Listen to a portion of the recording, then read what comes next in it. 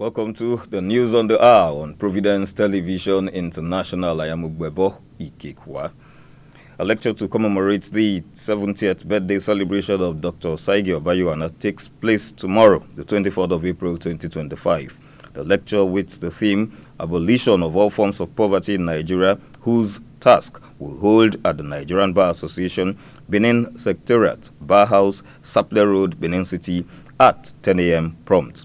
The occasion, under the chairmanship of Femi Falono San, will also have in attendance Comrade Barrister Femi Aborishade as guest lecturer. A total of 18 Africans are among the 135 cardinals eligible to elect the next pope.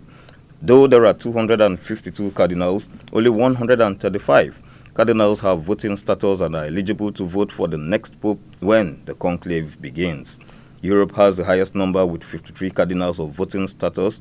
Asia, with 23, has the next highest number of cardinal electors, followed by Africa, with 18 voting members of the College of Cardinals. His Eminence Peter Ebele, Cardinal of Peleke, is the only Catholic clergyman from Nigeria that will be participating in the forthcoming conclave for the election of a new Catholic pontiff. Other Nigerian cardinals, Arinze, Okoje, and Onayekon, have passed the age of 80 and so will not participate in the conclave. Cardinal Opalike can vote and be voted for, as he is a potential pope just like several other cardinals across the world. The Inspector General of Police, Kayode Egbetukun, on Tuesday deployed a special squad to arrest the rising violence across the country. He ordered all police mobile force squadrons to maintain at least one fully equipped combat-ready unit on constant standby with immediate effect. He gave the directive during a meeting with squadron commanders in Abuja on Tuesday as bandits struck in Kwara, Benue, and Sokoto states, killing 21 persons. In the past weeks, the attacks on citizens escalated with increased attacks in Plateau, Benue, Enugu, and other parts of the country. The IG further stated that the units must be prepared to provide rapid support to state commands in times of crisis, high-risk operations, or emergency interventions. The Nigeria Security and Civil Defense Corps has ordered the immediate detention of officers involved in extorting 5.2 million naira from a traveler. The Commander General of the Corps, Ahmed Audi, condemned the action of the officers, labeling them unprofessional and a violation of the Corps Code of Ethics and Standard Operating Procedure. In a statement on Wednesday, the Commander General directed that the officers be brought to the NSCDC National Headquarters in Abuja for detention, while a disciplinary committee has been set up to conduct a comprehensive investigation into the case. The Commander General further stated that any officer found guilty after the investigation will face sanctions in line with public service rules. In a move geared towards addressing security challenges in the state, Edo State Governor Senator Monday Okpewolo on Monday summoned a security meeting in Yamo, Isako West local government area. Governor Okpewolo, after the closed-door meeting, emphasized that under his administration, criminal elements will not succeed in destabilizing Edo State, vowing to deal with such individuals decisively while making the state a no-go area for their activities. He noted that the security stakeholders meeting had become necessary to ensure peace and security is maintained across the state.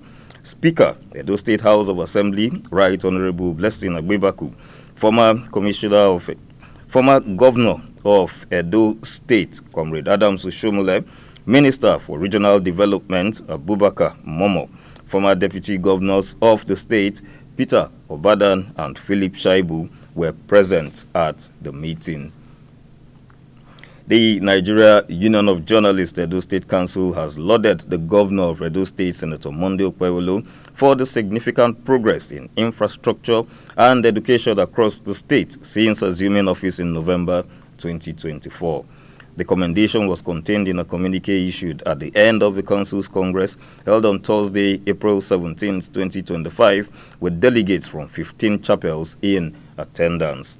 In a communique signed by the Edo State Council Chairman Festus Alenke, The union particularly noted the construction of a flyover at Ikoba Hill and ongoing road linkage projects in Benin City and Ekpoma, describing them as signs of purposeful governance.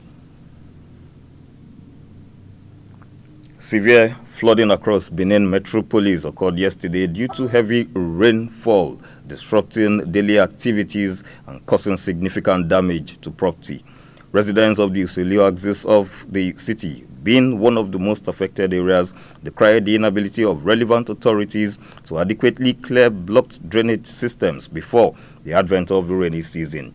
The residents called on the governor, Senator Monday Okpewolo, to expedite action in the clearing of blocked drainage systems in the area to forestall a reoccurrence of such severe flooding. Houses were abandoned and vehicular movement was impossible due to the flood. Nigeria's Flying Eagles recorded a 2-1 win over Egypt's Young Pharaohs in an international friendly at the Cairo International Stadium on Tuesday as both teams finalized preparations for the 2025 Africa Under-20 Cup of Nations. Nigerian forward Parobo Arieri opened the scoring in the 10th minute after a good pass from Bidemi Amole. The Young Pharaohs responded midway through the second half through Ahmed Kabaka, who capitalized on the rare lapse in Nigeria's defense to draw the host level in the 65th minute. However, Nigeria restored their lead in the 83rd minute when Precious Benjamin converted the penalty following a foul on Divine Olise inside the box. The win serves as a confidence boost for the 7-time African champions who arrived in Cairo less than 48 hours before the fixture. The Economic Community of West African States will meet in Ghana for 2 days, Tuesday and Wednesday, to discuss the withdrawal of Niger, Mali, and Burkina Faso. A statement on Tuesday disclosed that member states will discuss modalities of the country's withdrawal and its implications for ECOWAS agencies in the countries.